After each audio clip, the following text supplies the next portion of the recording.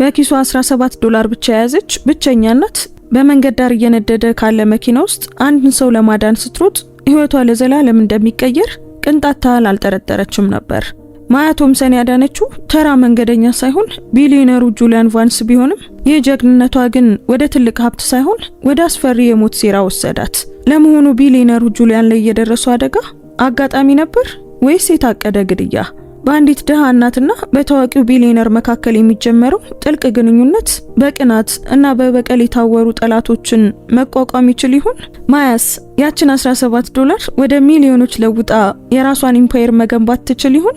ወይስ የቪክቶሪያ ብላክውድ የጥፋት ወጥመድ ሁሉንም ነገር ያመክነዋል? እውነተኛ ፍቅርን፣ ያልተጠበቀ ክህደትንና የሁለተኛ እድልን አስደናቂ ኃይልን የሚተርከውን ይህን ልብ አንጠልጣይ ታሪክ እስከ መጨረሻው ተከታተሉት። ሰላም ውድ ቤተሰቦቻችን እንደምን አላችሁ? ዛሬም ቀደም ሲል በሰማችሁት አዲስ ታሪክ ተመልሰን መጥተናል። ታሪኩን ከመጀመራችን በፊት ግን እስኪ ከየት ሆናችሁ እየተከታተላችሁ እንደሆነ ኮሜንት ላይ ጻፉልን። እነዚህ ታሪኮች ምን ያህል ርቀት እንደሚጓዙ ማወቅ ስለምንፈልግ ያላችሁበትን ሀገር አሊያም የከተማችሁን ስም ጻፉልን። እንዲሁም አሁን ይህንን ታሪክ እያዳመጣችሁ ባለበት ሰዓት በእናንተ ሀገር የሰዓት አቆጣጠር ስንት ሰዓት እንደሆነም ጻፉልን። አንዲት የደግነት ተግባር የሰውን ህይወት ትለውጣለች ብላችሁ የምታምኑ ከሆነ አሁኑኑ ላይክ አድርጋችሁ ጀምሩት። ምክንያቱም የእናንተ አንድ ላይክ ለቻናላችን እድገት ትልቅ ዋጋ አለው። እንደዚህ አይነት ድንቅ የሆኑ ታሪኮችን መስማት የሚያስደስታችሁ ከሆነ ሰብስክራይብ በማድረግ ቤተሰባችንን ተቀላቀሉ።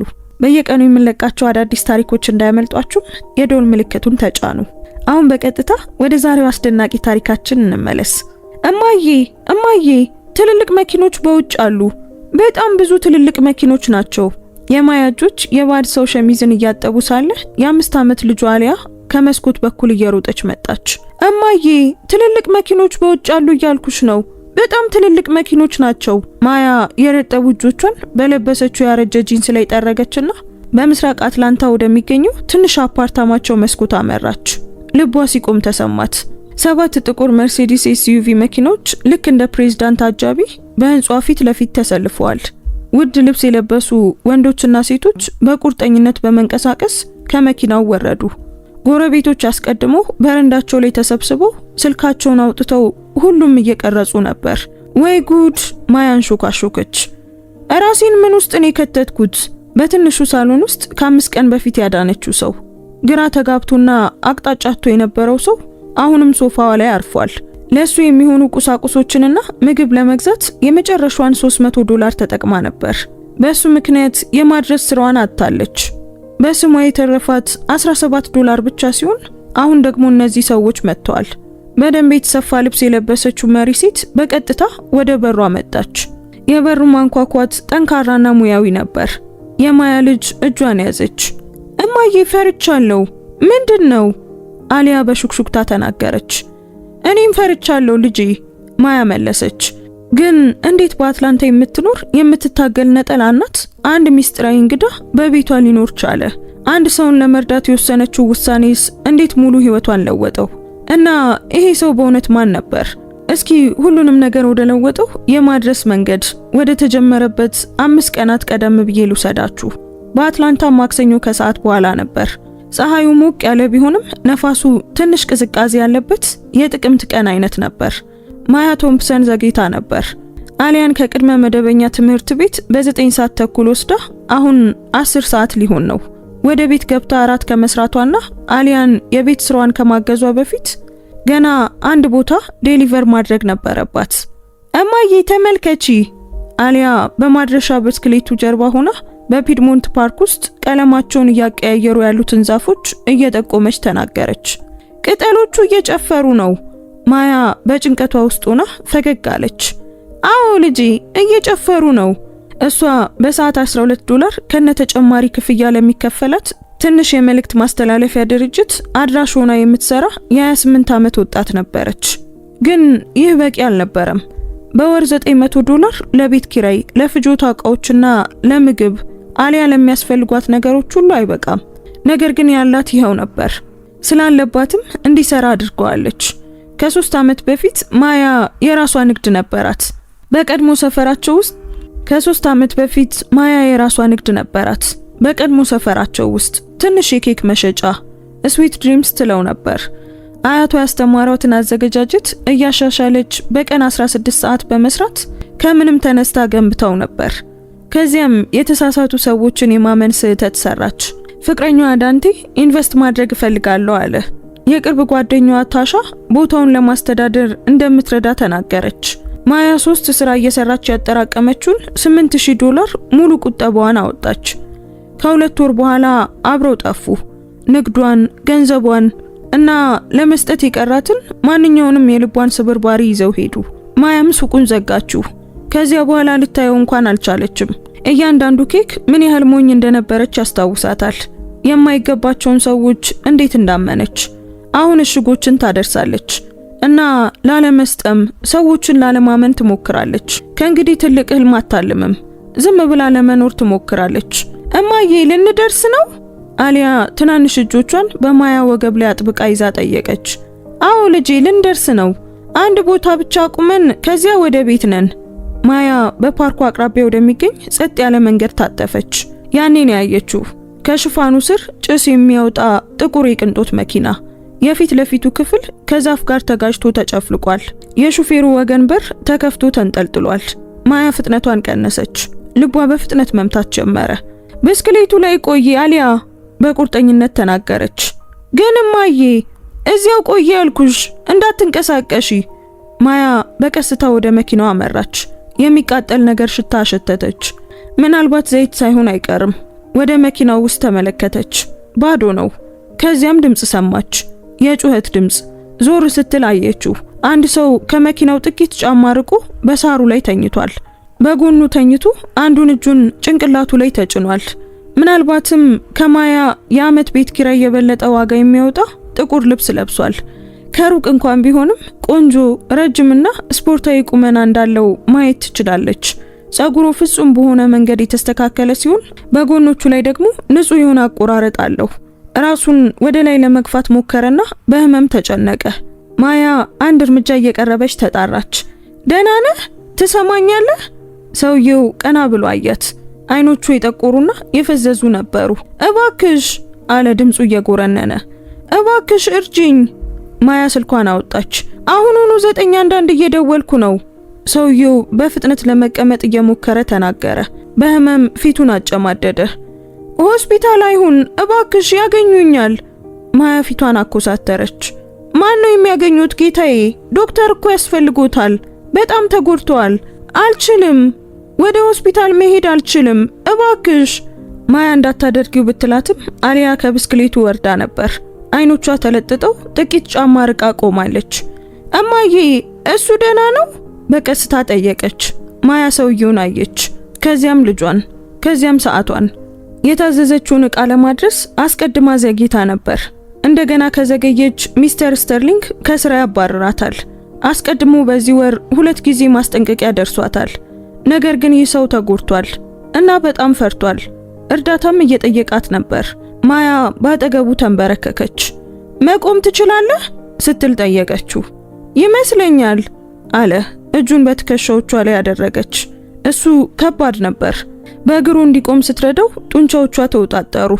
ተንገዳገደ። ነገር ግን ቀጥ ብሎ ቆመ። ስም ማን ነው? ማያ ጠየቀች። አፉን ከፈተና ከዛም ዘጋው። ግራ መጋባት ፊቱ ላይ ታየ። አላውቅም በቀስታ ተናገረ። ማያ ሆዷን ባርባር አላት። የጭንቅላት መናወጥ ደርሶበት የራሱን ስም እንኳን ማስታወስ አልቻለም። ወደ ቤት እየወሰድነው ነው አይደል? አሊያ ጠየቀች። ማያ ልጇን አየች። ከዚያም በሷ ላይ የተደገፈውን ሰው፣ ከዚያም በከተማው ማዶ መድረስ ያለበትን በማድረሻ ቦርሷ ውስጥ ያለውን እሽግ አየች። ምርጫ አደረገች። አዎ ልጄ፣ ወደ ቤት እየወሰድነው ነው አለች። ወደ አፓርታማዋ ማድረስ ወደ 2 ሰዓት ገደማ ፈጅቷል። ሳይዞርበት ብዙ መራመድ አልቻለም። በየጥቂት ደቂቃው መቆም ነበረባቸው። የማያ ማድረሻ ብስክሌት 3ቱንም መያዝ ስለማይችል እሱን በአንድ እጇ እየደገፈች በሌላኛው ገፋችው። አሊያ የማያን እጅ ይዛ አብራቸው ተጓዘች። ህንጻቸው ሲደርሱ የማያ እጆች በድካም እየተንቀጠቀጡ ነበር። ጀርባዋን አመማት፣ እግሮቿን አመማት። እናም ስራዋን እንዳጣች አውቃለች። መሃሉ የሰጠመውና ልታስለቅቀው የማትችለው እድፍ ባለበት ሶፋዋ ላይ አስተኛችው። እዚያ ቦታ ላይ ልክ በአንበሳ አልጋ ላይ እንዳለ ድመት ሙሉ በሙሉ ከቦታው ውጪ ይመስል ነበር። አመሰግናለሁ አይኖቹ ከመዘጋታቸው በፊት በሹክሹክታ ተናገረ። ማያ ተነፋፈሱን አረጋገጠች። የተስተካከለ ነው። ግንባሩን ነካች። ትኩሳት የለውም። ሌላ ምን እንደምታደርግ አላወቀችም። ስልኳ ጮኸ። ሚስተር ስተርሊንግ። ማያ የት ነሽ? ድምፁ ጠንካራ ነበር። ያሽግ ከአንድ ሰዓት በፊት መድረስ ነበረበት። ደንበኛው ተቆጥቷል። ሚስተር ስተርሊንግ አዝናለሁ። ድንገተኛ አደጋ ነበር። እኔ ስለ ድንገተኛ አደጋዎች ግድ የለኝም። ግድ የሚሰጠኝ እሽጉ ስለመድረሱ ብቻ ነው። ከስራ ተባረሻል። መስመሩ ተቋረጠ። ማያ ስልኳን ትኩር ብላ አየችው። አሁን ስራ የላትም። ሶፋዋ ላይ እንግዳ አለ። እራት የምትፈልግ ልጅ አለቻት። ወለሉ ላይ ተቀመጠችና ጭንቅላቷን በእጆቿ ያዘች። አሊያ መታ በትንሽ እጇ ጀርባዋን መታ መታ አደረገችው። አይዞሽ እማዬ አለች። ትክክለኛውን ነገር ነው ያደረግሽው። ማያ ልጇን አቀፈቻት። ትክክል ነው ልጄ፣ በእውነት ትክክል ነው። በዚያ ምሽት ማያ ቁሳቁሶችን፣ ፋሻዎችን፣ የህመም ማስታገሻዎችንና የታሸገ ውሃ፣ ሾርባ፣ ዳቦ ለመግዛት የመጨረሻ ቁጠባዋን ተጠቀመች። $312። ከዚያም $17 ብቻ ቀራት። የሰውየውን ቁስሎች በጥንቃቄ አጸዳች። ግንባሩ ላይ መጥፎ ሰንበር ነበረው። እጆቹም ተላልጧል። ለእግዚአብሔር ምስጋና ይግባውና የተሰበረ ነገር አይመስልም፣ ግን ራሱን ስቶ ነበር። አሊያ ሁሉንም ነገር በአግራሞት ትመለከት ነበር። ስሙ ማን ነው ማዬ? አላውቅም ልጄ፣ እሱ አላስታወሰም። ልዑሉን በለው በቃ፣ ልዑል ይመስላል። ማያ በሁኔታው ውስጥ ሆና ፈገግ አለች። ትክክለኛ ስሙን እስኪያስታውስ ድረስ ልዑል ልንለው እንችላለን። ከ24 ሰዓታት በኋላ ነቃ። ማያ ወጥ ቤት ውስጥ አጃ እያዘጋጀች ሳለ ሲንቀሳቀስ ሰማችሁ። ወደ ሳሎን ሮጠች። ተቀምጦ በትንሽ አፓርታማዋ ውስጥ ግራ በተጋቡ አይኖች ዙሪያውን ይመለከት ነበር። ሰላም፣ ማያ በቀስታ ተናገረች። ምን ይሰማሃል? አያት። በእውነት አያት። የጠቆሩ አይኖቹ አሁን ይበልጥ ግልጽና ያተኮሩ ነበሩ። የት ነው ያለሁት ሲል ጠየቀ።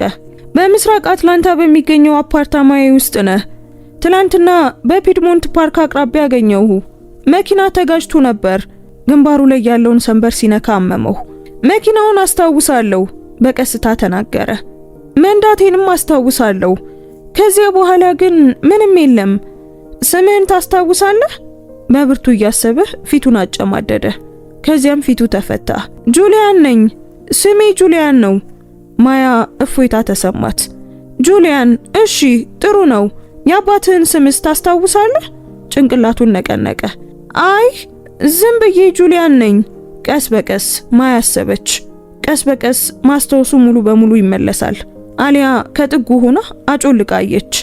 ሰላም ልዑል በአፍረት ተናገረች። ጁሊያን ትንሿን ልጅ አየና ፈገግ አለ። እውነተኛ ፈገግታ ነበር፣ ሞቅ ያለ፣ ሙሉ በሙሉ ፊቱን የለወጠው። ይበልጥ አስፈሪነቱ ቀንሶ ሰባዊ እንዲመስል አደረገው። ሰላም ላንቺ ይሁን በቀስታ ተናገረ። እኔ ግን በእውነት ልዑል አይደለሁም። ልዑል ነህ አሊያ በልበ ሙሉነት ተናገረች። እማዬ ያድናሃለች፣ ይህም ልዑል ያደርግሃል። ጁሊያን በድጋሚ ሳቀ። ደስ የሚል ድምጽ ነበር፣ ጥልቅና እውነተኛ። በሚቀጥሉት 3 ቀናት ጁሊያን እየጠነከረ መጣ። መፍዘዙ ጠፋ፣ ግራ መጋባቱም ተወገደ። ምንም እንኳን ስለ አደጋውና ከዚያ በፊት ስለነበረው ነገር ያለው ትውስታ አሁንም ባዶ ቢሆንም እሱ ጨዋና መስጋኝ ነበር። በአፓርታማ ውስጥ ለማገዝም ሞክሮ ነበር። ነገር ግን ማያ ብዙ እንዲያደርግ አልፈቀደችለትም። እረፍት ያስፈልግሃል ትለው ነበር። ደህና ነኝ እኮ ብሎ ይከራከራል። በሶስተኛው ቀን አሊያ በወጥ ቤቱ ጠረጴዛ ላይ የቤት ስራዋን እየሰራች ነበር። ጁሊያን ትይዩ ተቀምጦ ይመለከታል። ያ 7 ነው እንጂ 1 አይደለም አለ ወረቀቱን እየጠቆመ። አሊያ ፊቷን አኮሳተረች። አይ 1 ነው፣ ተመልከቺ እንዴት እንደሚታጠፍ። ያ 7 ነው። አሊያ እንደገና አየች። ኦ ልክ ነህ። ማያ ከወጥ ቤቱ ገንዳ ሆና እጆቿን በሳሙና ውሃ ውስጥ ሆኖ ትመለከት ነበር። ጁሊያን ካሊያ ጋር የሚግባባበት መንገድ ተፈጥሯዊ የሆነ ነገር ነበረው። ታጋሽ፣ ደግ፣ ዝቅ አድርጎ የማያናግራት ነበር። እንደ እኩል ዝም ብሎ ያወራታል። ከልጆች ጋር ጎበዝ ነህ ማያ ተናገረች። ጁሊያን በድንገት ቀና ብሎ አየ። ጎበዝ ነኝ? አላውቅም። ልጆች እንዳሉኝ አላስታውስም። የሚታወቅ ግራ መጋባት ፊቱ ላይ ታየ። ማያ ያንን ማየት ጠላች። የሰው በሆነ መንገድ በራሱ የሚተማመንና የተስተካከለ ቢሆንም በሌላ በኩል ደግሞ የጠፋ ነበር። እንደምናውቀው እርግጠኛ ነኝ አለች በቀስታ። በዚያ ምሽት አሊያ ከተኛች በኋላ ማያና ጁሊያን በወጥ ቤቱ ጠረጴዛ ላይ ተቀመጡ። እቃዎችን በማጠብ ለመርዳት አጥብቆ ጠይቆ ነበር። አሁን ሻይ እየጠጡ ነበር። የሷ ርካሽ የሻይ ፓኬት እንጂ እሱ የለመደው አይነት ውድ ሻይ አልነበረም። ለምን ረዳሽኝ? ጁሊያን በድንገት ጠየቀ። ማያ አየችው። ምን ማለት ነው? አብዛኛው ሰው 911 ደውሎ ይተዋል ወይም ዝም ብሎ መንዳቱን ይቀጥላል። ነገር ግን አንቺ እዚያ መጣሽኝ፣ ተንከባከብሽኝ፣ በእኔ ምክንያት ስራሽን አጣሽ። ስለ ስራው ያውቅ ነበር። ትላንትና ወጥ ቤት ውስጥ ሌላ ስራ፣ ማንኛውንም ነገር ለመፈለግ ስልክ ስታወራ ሰምቷታል። መጥፎ ሰው አይደለሁም ማያ በቀላል ሁኔታ መለሰች። ተጎድተ ነበር እና እርዳታ አስፈልጎ ነበር፣ ያ ብቻ ነው። ጁሊያን ፊቷን አጠና። አንቺ ጥሩ ሰው ነሽ ማያ። ወደ ሻያው ዝቅ ብላ ተመለከተች። እኔ ዝም ብዬ ሰው ነኝ በቁርጠኝነት ተናገረ። ከአብዛኞቹ ትበልጫለሽ። ማያ ለዛ ምን እንደምትል አላወቀችም። ምስጋናዎች ምቾት ይነሷታል፣ በተለይ በጭራሽ ከማታውቀው ቆንጆ ወንድ፣ በተለይም ከዳንቴ በኋላ። ርዕሱን ቀየረች። እስካሁን ሌላ ነገር ታስታውሳለህ? ቤተሰብ፣ የምትኖርበት ቦታ፣ ብቻ ማንኛውም ነገር። የጁሊያን መንጋጋ ተወጠረ። ብልጭታዎች፣ ግልጽ የሆነ ነገር የለም። ህንጻ ይታየኛል፣ ረጅም፣ ከመስታወት የተሰራ። እዚያ የምሰራ ይመስለኛል። አንዲት ሴትም ትታየኛለች፣ ግን ፊቷ እንዲሰማኝ ያደርገኛል። ቆም አለ፣ ቁጣና ድካም። ምናልባት ፍቅረኛ ልትሆን ትችላለች ማያ ጠየቀች። ምናልባት፣ ግን አይመስለኝም። እንደ ፍቅር አይሰማኝም፣ እንደ ሸክም ነው የሚሰማኝ። ማያ አንገቷን ነቀነቀች። እሷ ያንን ስሜት ትረዳለች። 5ኛው ቀን እንደ ማንኛውም ቀን ተጀመረ። የህንጻው ማጠቢያ ማሽን እንደገና ስለተበላሸ ማያ በመታጠቢያ ገንዳ ውስጥ ልብሶችን እያጠበች ነበር። የጁሊያንን ሸሚዝ እያሻሸች ነበር።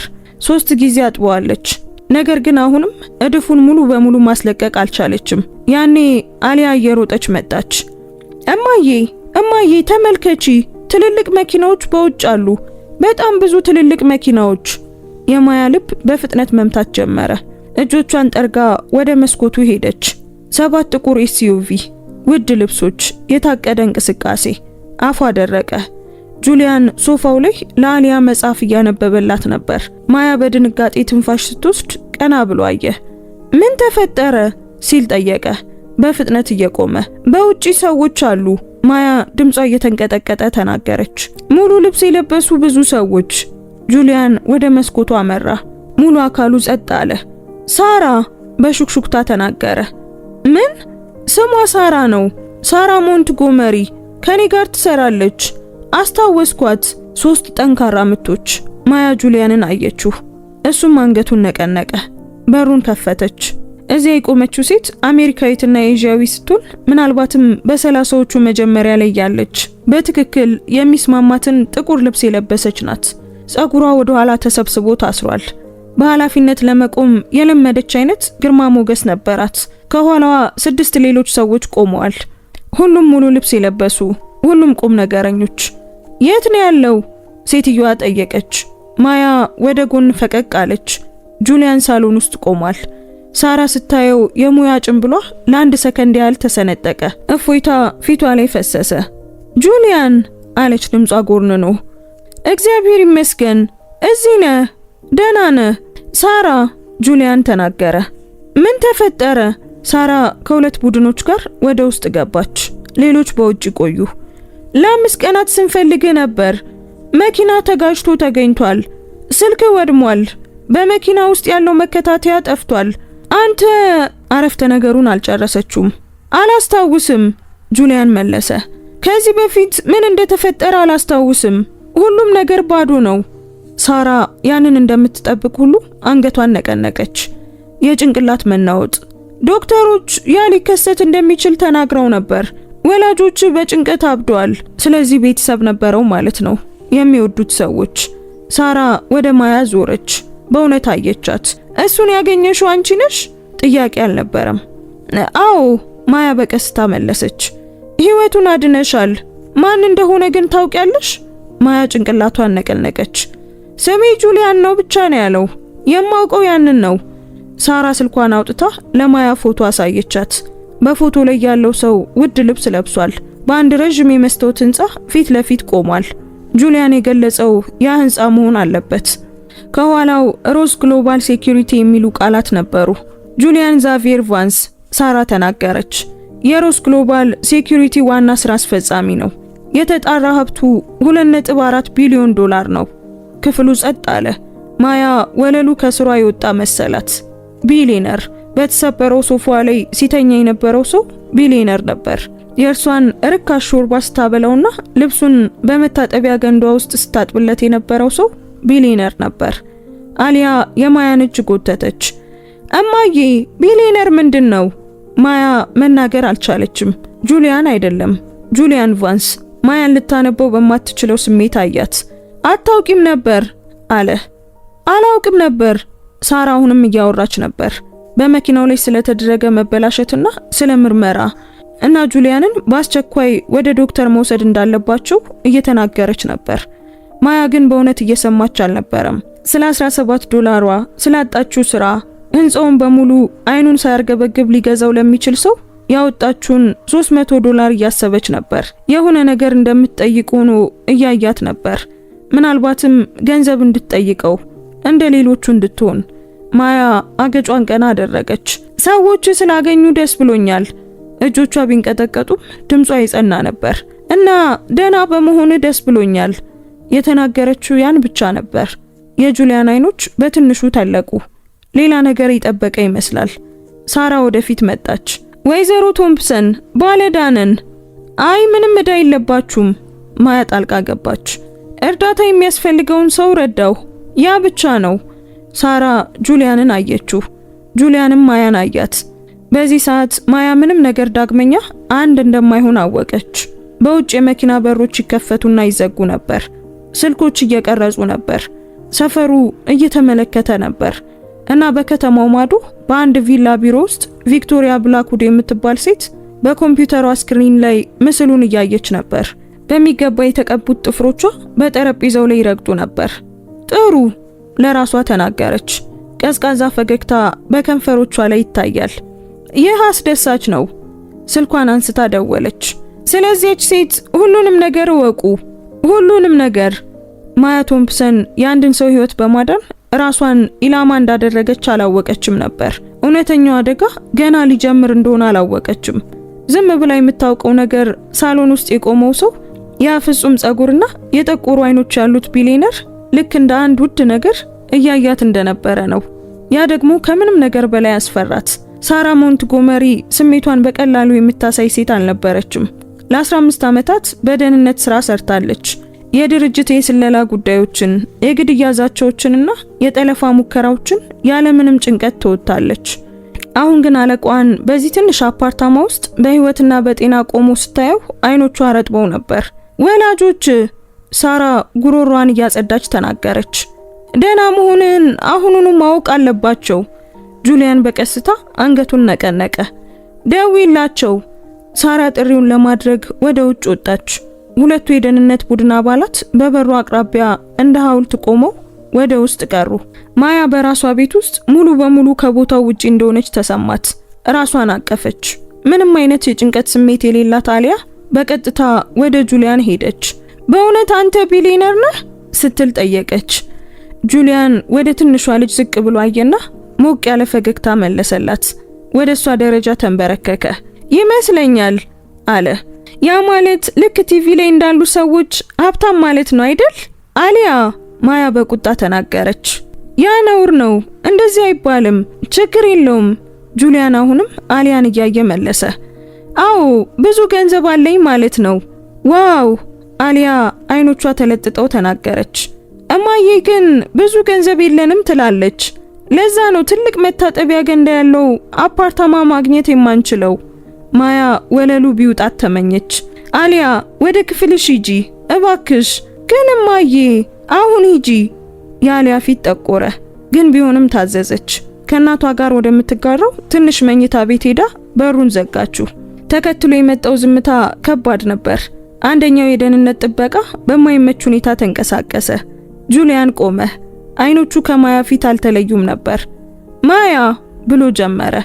መሄድ አለብህ። ማያ ጣልቃ ገባች። ዶክተር ማየት አለብህ። ቤተሰቦች ተጨንቀዋል እና መሄድ አለብህ። ማውራት ያስፈልገናል። ምንም የምናወራው ነገር የለም።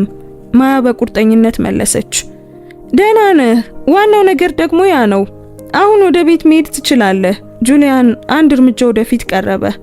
የመጨረሻ ገንዘብሽን ለኔ አውጥተሻል። የማያ መንጋጋ ተወጠረ። በእርግጥም አስተውሏል ማለት ነው። በእርግጥም ስራ ለመፈለግ ስልኳን ስትጠቀም ለሸቀጣ ሸቀጥ ሳንቲሞችን ስትቆጥር ሰምቷታል። ምርጫ አደረግኩ። ያ ደግሞ ያንተ ችግር አይደለም አለች። በእኔ ምክንያት ነው ስራሽን ያጣሽው። አይ አይደለም፣ ስራዬን ያጣሁት ፓኬጁን ከማድረስ ይልቅ ሰውን መርዳትን ስለመረጥኩ ነው። ያ ደግሞ የኔ ውሳኔ እንጂ ያንተ አልነበረም። ጁሊያን እንቆቅልሽን ለመፍታት እንደሚሞክር ሰው ፊቷን አጠና። አብዛኛው ሰው አሁን የሆነ ነገር ይጠይቅ ነበር በቀስታ ተናገረ። የማያ አይኖች በሩ። እኔ ግን እንደ አብዛኛው ሰው አይደለሁም። ጁሊያን ተስማማ። አዎ አይደለሽም። ሳራ ስልኳን በእጇ ይዛ ወደ ውስጥ ተመለሰች። እናትህ ልታናግር ትፈልጋለች። ስልኩን ለጁሊያን ሰጠችው። ጁሊያን ወሰደው። ነገር ግን ዞር ከማለቱ በፊት ለጥቂት ጊዜ አይኑን ማያ ላይ አቆየ። እናቴ አለ በስልኩ። ከክፍሉ ማዶ ሆና እንኳን ማያ የሴትዮዋ ድምጽ በስሜት ሲሰበር ይሰማታል። ኦ አምላኬ! ጁሊያን ልጄ ደህና ነህ? ተጎድተሃል? የት ነው ያለኸው? ደህና ነኝ እናቴ፣ ደህና ነኝ። የረዳችኝ ሴት ጋር ነኝ። በስልክ ላመሰግናት ፈልጋለሁ። ጁሊያን ማያን አያት። እሷ ግን ጭንቅላቷን አይ በማለት ነቀነቀች። አሁን ትንሽ ስራ በዝቶባታል። ጁሊያን በለሰለሰ ድምጽ መለሰ። በቅርቡ ወደ ቤት ይዣት እመጣለሁ። አዎ እንድታመጣ ትፈልጋለሁ።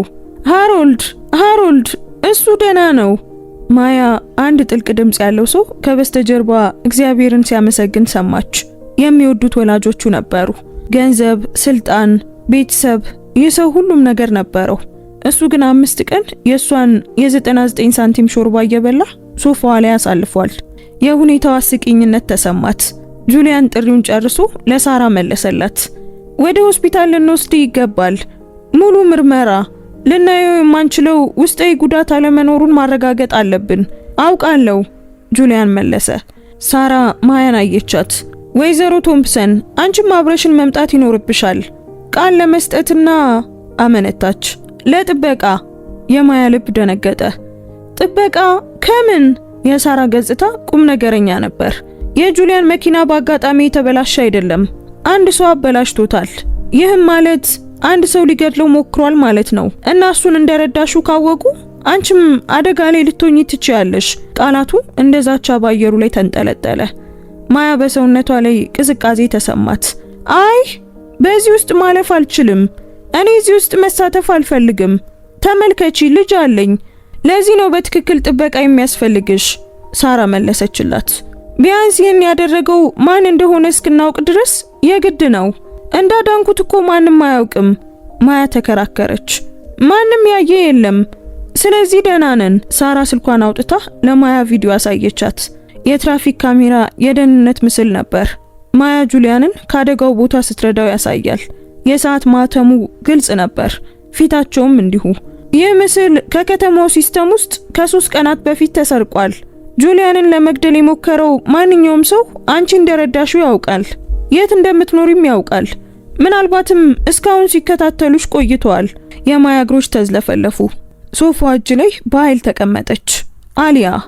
አደገኛ ሰው ስለ አሊያ አውቋል። ምን ላድርግ? በሹክሹክታ ጠየቀች። ሳራ ከመናገሯ በፊት ጁሊያን ተናገረ። ከኛ ጋር ትመጫለሽ።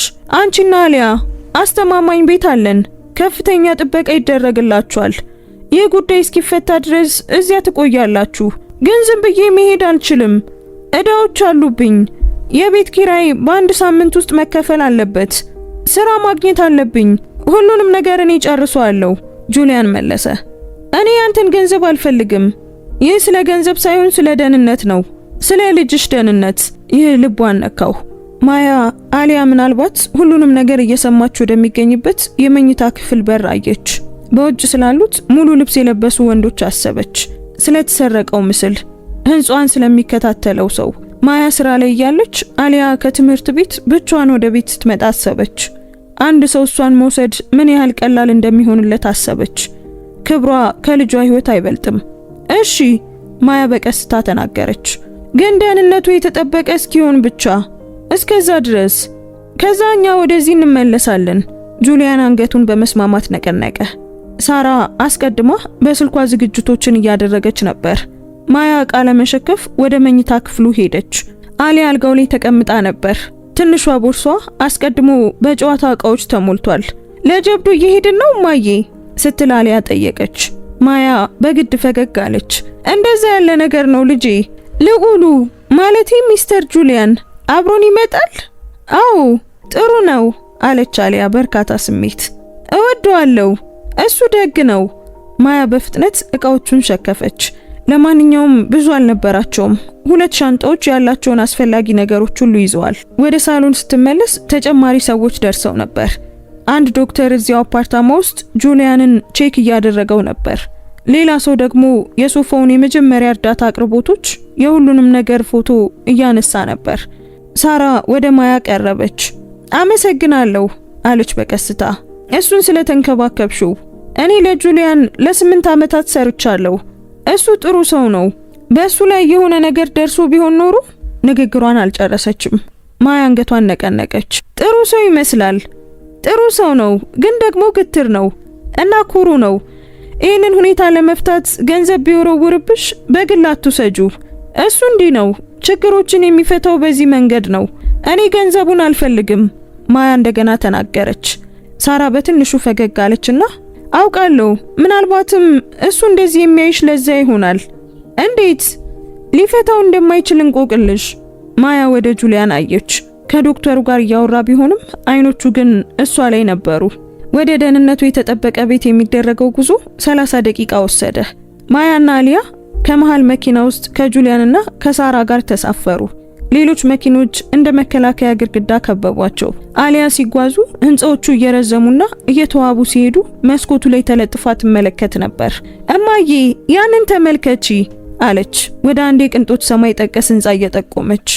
እያበሩ የነበሩት የሰገነት ቤቶች ዋጋ አብዛኛው ሰው በህይወት ዘመኑ ከሚያገኘው በላይ ወደ ሆነው ወደ ባኬድ ወደ ባለጸጋው የአትላንታ ክፍል ነበር።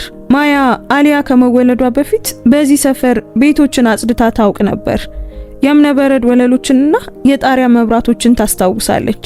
የቤቱ ባለቤቶች ልክ እንደማትታይ አድርገው የሚያልፏት መንገድ ትዝ አላት።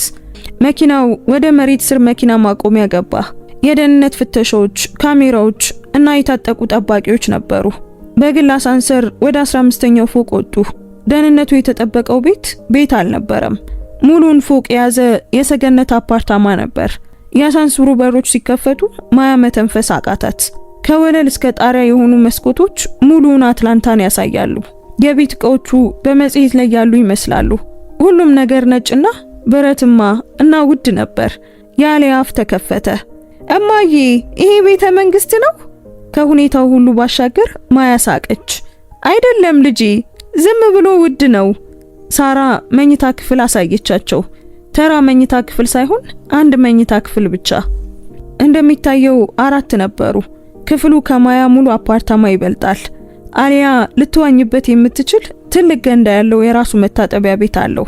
እራሳችሁን አመቻቹ ሳራ ተናገረች። ወጥ ቤት ውስጥ ምግብ አለ፣ የፈለጋችሁትን ውሰዱ።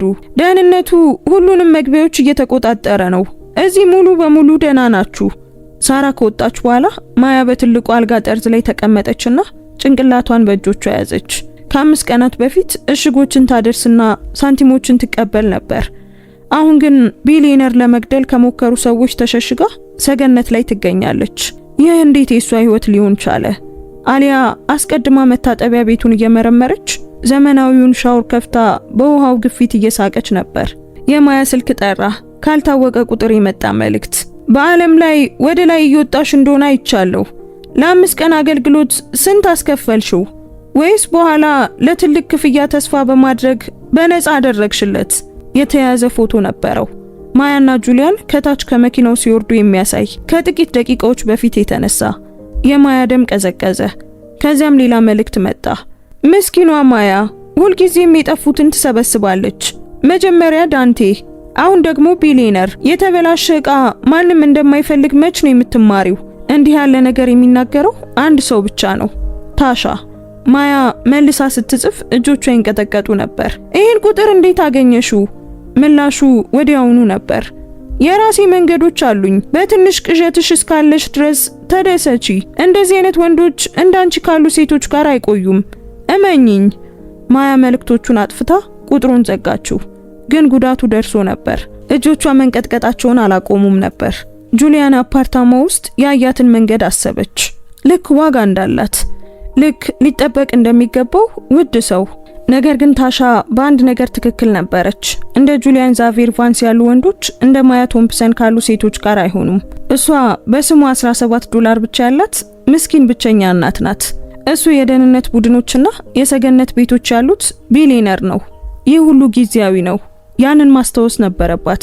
አደጋው እንዳለፈ ወደ እውነተኛ ህይወቷ፣ ወደ ትንሹ አፓርታማዋ፣ ወደ ስራ ፍለጋዋ፣ ወደ እውነቱ ትመለሳለች። ይህ ሁሉ የተዋሰችው ጊዜ ነው። በሩ ላይ የተሰማ ማንኳኳት አስደነገጣት። ግቡ አለች። ጁሊያን አሁን ይበልጥ ራሱን መስሎ ገባ። ዶክተሩ ፈቅዶለታል። ጸጉሩ እንደገና ፍጹም ሆኗል። ልብሱም ምናልባት አሁንም ከቤት ኪራይዋ በላይ ዋጋ በሚወጡ ልብሶች ተቀይሯል። ደህና ነሽ ሲል ጠየቃት። ደህና ነኝ ማያ ዋሸች። ሳራ ይህንን እንድሰጥሽ ነግራኛለች። ክሬዲት ካርድ ሰጣት። አንቺ ወይም አሊያ ለሚያስፈልጋችሁ ለማንኛውም ነገር፣ ልብስ፣ ምግብ፣ ማንኛውም ነገር። ማያ ጥቁሩን ክሬዲት ካርድ ትኩር ብላ አየችው። ገንዘብህ አያስፈልገኝም አለች። ማያ አልፈልግም አልኩህ እኮ። ጁሊያን በረዥሙ ተነፈሰ። ወንበሩን ስቦ ተቀመጠ። አይኖቹ ቁም ነገረኞች ነበሩ። ስሚኝ ማያ፣ ይህ ሁኔታ አደጋው በእኔ ምክንያት ነው እና አንቺ እዚህ ውስጥ ያለሽው እኔን ስለረዳሽኝ ነው። ይህንን ነገር እስከምንፈታው ድረስ አንቺና ልጅሽን መንከባከብ የኔ ኃላፊነት ነው። የረዳው ለዚህ ብዬ አይደለም፣ ለገንዘብ ብዬ አይደለም። አውቃለሁ ጁሊያን በቀስታ ተናገረ። ግን እባክሽ እመኚኝ፣ አንቺ ከኔ ምንም ነገር የማትፈልጊ ከረጅም ጊዜ በኋላ የመጀመሪያዋ ሰው ነሽ እና ይሄ ቆም አለ። ይሄ ደግሞ ብርቅ ነው። ማያ አይኖቹን፣ እነዚያን ብዙ የሚያዩ የሚመስሉ ጥልቅና ብርቱ አይኖቹን ተመለከተች። በዚያ ቀን ሆስፒታል መሄድ ለምን አልፈለክም ስትል በድንገት ጠየቀችው። ተጎድተህና ግራ ተጋብተህ ነበር። ለምን ዝም ብለህ 911 አልደወልክም? የጁሊያን መንጋጋ ተወጠረ። ሁሉንም ነገር በግልጽ አላስታውስም፣ ግን ማንንም ማመን እንደማልችል የተሰማኝ ስሜት ትዝ ይለኛል። አንድ ሰው እየተከተለኝ እንደሆነና ሆስፒታል የመጀመሪያው የሚፈልጉበት ቦታ እንደሚሆን። ማን የሚከተልህ? አላውቅም፣ ግን ሳራ እያጣራች ነው። በቅርቡ እናውቀዋለን። አሊያ ሻወር ውስጥ ስትጫወት ቆይታ ጸጉሯ እርጥብ ሆኖ ከመታጠቢያ ቤቱ እየሮጠች ወጣች። ሚስተር ጁሊያን ይምጡና ይመልከቱ። ሻወሩ ቀለማቸውን የሚቀይሩ መብራቶች አሉት። ጁሊያን ፈገግ አለ። አለው እንዴ? አዎ፣ ይምጡና ይመልከቱት። አሊያ እጁን ይዛ ወደ መታጠቢያ ቤቱ ጎተተችው። ጁሊያን እየተጎተተ ወደ ማያ በመገረም ተመለከተ። ማያ ዝም ብላ ሲሄዱ አየቻቸው። የራሷን አባት እንኳን በደንብ የማታስታውሰው ገና ከመወለዷ በፊት የተተወችው ልጇ የቢሊየነርን እጅ ይዛ ቀለም የሚቀይር ሻወር እያሳየችው ነው። ቢሊየነሩ ደግሞ በዓለም ላይ በጣም አስፈላጊው ነገር ይመስል ፈገግ ይላል። የማያ ልብ ደረቷ ውስጥ እንደ ተስፋ የሚሰማ አደገኛ ነገር አደረገ። ተስፋ ደግሞ እሷ ከልምድ እንደምታውቀው ከሁሉም በላይ አደገኛ ነገር ነው። በከተማው ማዶ ከተማዋን በሚያሳይ የቢሮ ህንጻ ውስጥ ቪክቶሪያ ብላክውድ የስልክ ጥሪዋን ጨርሳ ፈገግ አለች። ማያ ቶምፕሰን አለች ለራሷ በስክሪኑ ላይ ያለውን ፋይል እያየች። 28 ዓመት፣ ብቸኛ እናት፣ ገንዘብ፣ ቤተሰብ፣ ግንኙነት የለም። በሚገባ በተስተካከሉ ጥፍሮቿ ጠረጴዛውን መታ መታ አደረገች። ይህ ካሰብኩት በላይ ቀላል ይሆናል። ስልኩን አንስታ ሌላ ቁጥር ደወለች።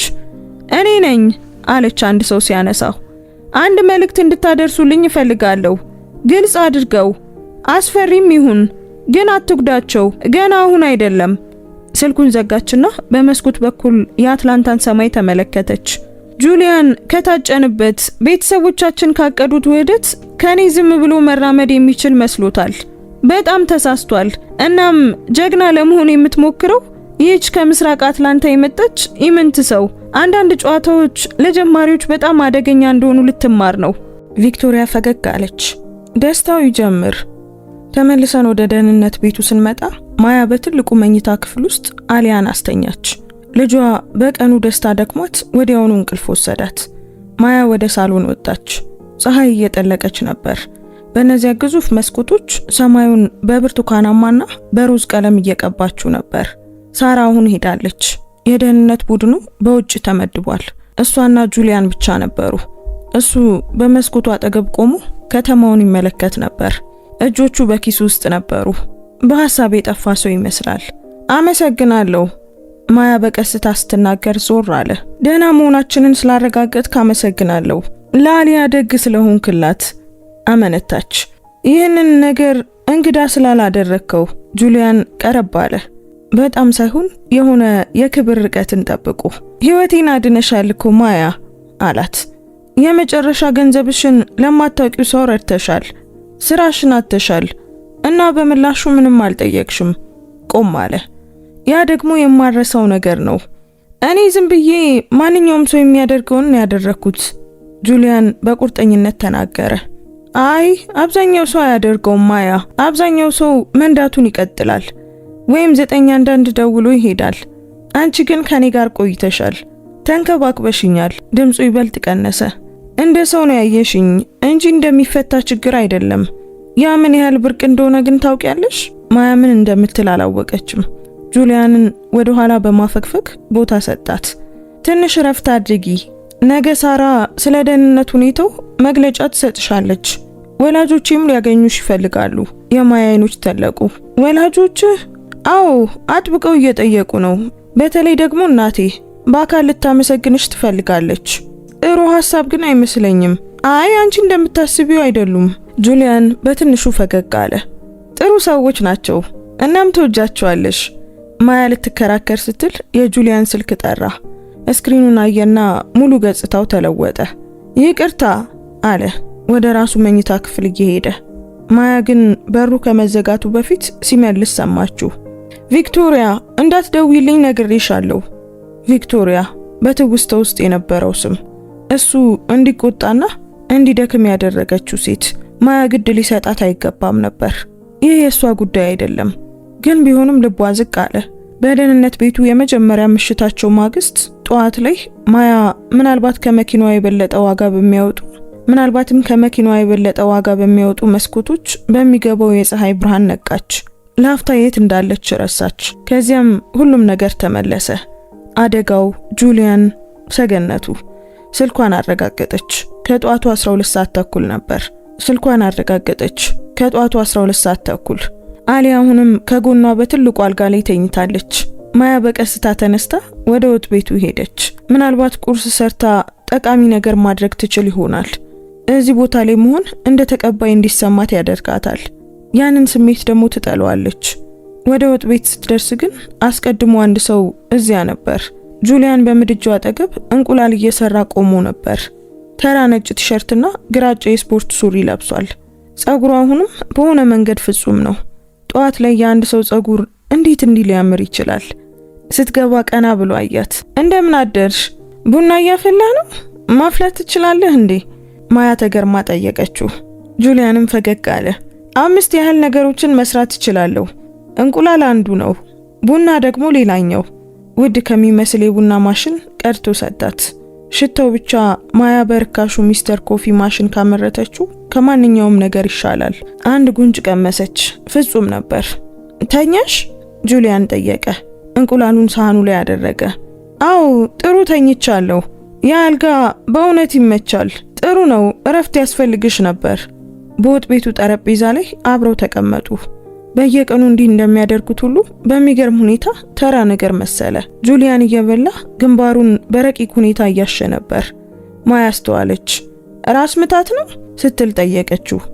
ዝም ብሎ ብልጭታዎች ናቸው፣ ገና ምንም ትርጉም የማይሰጡ ምስሎች። ያበሳጫል። ስሜን አስታውሳለሁ፣ ሳራን፣ ድርጅቴንም አስታውሳለሁ። ግን ሌላው ነገር ሁሉ አሁንም ድንግዝግዝ ያለ ነው። ልክ በበረዶ መስታወት ለማየት የመሞከር ያህል። ዶክተሩ ጊዜ ሊወስድ እንደሚችል ተናግሯል። አዎ ከባድ የጭንቅላት መናወጥ ደርሶብህ ነበር። ይገባኛል፣ ግን ዝም ብዬ አለማወቅን፣ በዚያ ምሽት ምን እንደተፈጠረ አለማስታወስን፣ ለምን እንደተጋጨው፣ ወዴት ሄድ እንደነበር አለማወቅን ጠላለሁ። ማያ እጁን ያዘችና አጥብቃ ተጫነችው። ይመለሳል፣ ለራስ ጊዜ ስጥ። ጁሊያን የተያያዙ እጆቻቸውን አየና ወደፊቷ ተመለከተ። ከኔ ጋር በሚገርም ሁኔታ ታጋሽ ነሽ። ካንተ ጋር ታጋሽ መሆን እኮ በጣም ቀላል ነው። ሰዓቱ በመካከላቸው ሞቅ ባልና ምቹ በሆነ ሁኔታ ተራዘመ። ከዛም አሊያ በፒጃማ ወደ ወጥ ቤት እየሮጠች መጣች። ሚስተር ጁሊያን፣ ቤተ መንግስት ውስጥ ልዕልት እንደሆንኩና እናንተ ሁለታችሁም እዚያ እንደነበራችሁ ህልም አየሁ። የጁሊያን ሙሉ ፊት ለሰለሰ። በእውነት ቤተ መንግስት ውስጥ ነበርሽ? እና ዘንዶ ነበር እንዴ? አዎ፣ ግን እናንተ አባረራችሁት። ኦ፣ ዘንዶችን ማባረር መቻሌ ጥሩ ነገር ነው። ጁሊያን ቁም ነገረኛ ሆኖ ተናገረ። ይህም አሊያን አሳቃት። ማያ ሲግባቡ ተመለከተቻቸው። ጁሊያን ለአሊያ የሚሰጠው ሙሉ ትኩረት ልክ እሷ ክፍል ውስጥ በጣም አስፈላጊዋ ሰው እንደሆነች ሁሉ የሚያየት ነገር። አሊያም ልክ ሁልጊዜ እዚያ እንደነበረ ሰው አስቀድማ ከሱ ጋር የተጣበቀችበት መንገድ። ይህ የማያን ልብ አሳመመው። ምክንያቱም ይህ ሁሉ ጊዜያዊ ነበር እና ጊዜው ደርሶ ሲያልቅ አሊያ ትጎዳለች። እንደገና ልክ እውነተኛ አባቷ ገና ሳትወለድ እንደተዋት ሁሉ፣ ልክ አሊያ መውደድ ጀምረው የነበረው ዳንቴ ከታሻ ጋር እንደወጣው ሁሉ ማያ ልጇ ውሎ አድሮ ከሚሄድ ሌላ ወንድ ጋር እንድትጣበቅ መፍቀድ አልቻለችም። ከቁርስ በኋላ ሳራ የልብስ ቦርሳዎችን የያዘች ዘመናዊ ልብስ የለበሰች ሴት ይዛ መጣች። ወይዘሮ ቶምፕሰን፣ ሴትዮዋ በደማቅ ሁኔታ ፈገግ አለች። እኔ ፓትሪሺያ ነኝ። ሚስተር ቫንስ ዛሬ ከወላጆቹ ጋር ለሚኖሩት ምሳ ለእርሶና ለልጆ አንዳንድ ምርጫዎችን እንዳመጣ ጠይቆኛል። ማያ ጁሊያንን አየችው። አገኛቸዋለሁ አልኩኝ እንጂ አዲስ ልብስ ያስፈልገኛል አላልኩም እኮ። የእናቴ ሐሳብ ነው፣ የኔ አይደለም። ጁሊያን እጆቹን ወደ ላይ በማንሳት እጅ ሰጠ። እሷ ናት የጠየቀችኝ እና አመኝኝ፣ ካትሪን ሮዝ የሆነ ነገር ካለች ዝም ብሎ መቀበል ይሻላል። ፓትሪሻ የልብስ ቦርሳዎቹን ከፈተች። በውስጣቸው ቆንጆ ልብሶች ነበሩ፣ የማይጋነኑ ወይም የማይረብሹ ቆንጆ ልብሶች፣ እውነተኛ የዲዛይነር ውጤቶች። እነዚህን መቀበል አልችልም አለች ማያ። ስጦታ አይደለም። ሳራ በለሰለሰ ድምፅ ጣልቃ ገባች። እንደ ስራ ልብስ ቁጠሪው። ከሮስ ቤተሰብ ጋር ስለ አደጋው በሚመለከት በይፋዊ ጉዳይ እየተገናኘች ነው። ተገቢውን ልብስ መልበስ የሂደቱ አካል ነው። ማያ ሳራን አየቻት። የሴትዮዋ ፊት ምንም አይነት ስሜት አያሳይም ነበር፣ ግን አይኖቿ ይህንን ዝም ብለሽ ተይው፣ ጦርነትሽን ምረጪ ይሉ ነበር። አሊያ አስቀድማ አበቦች ያሉበትን ሰማያዊ ልብስ ለመውሰድ እጇን ዘርግታ ነበር።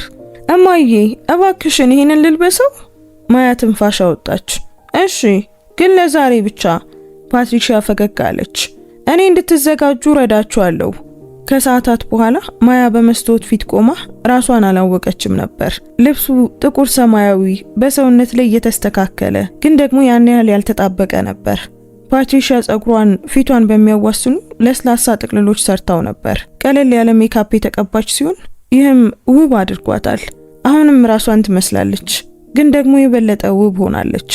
አሊያ በአበቦች በተጌጠ ልብሷ ትሽከረከር ነበር። ማያ ላለፉት ወራት ካየቻት ሁሉ በላቀ ደስታ ውስጥ ነበረች። ወደ ሳሎን ሲወጡ ጁሊያን በሚገባ የተሰፋ ልብስ ለብሶ እየጠበቃቸው ነበር። ስልክ እያወራ ሲገቡ ሲያያቸው ቀና አለ። ንግግሩን በመሃል አቆመ እና ዝም ብሎ አያቸው። በኋላ ደውላለሁ አለ ለስልኩ፣ አይኑን ከማያ ላይ ሳይነቅል።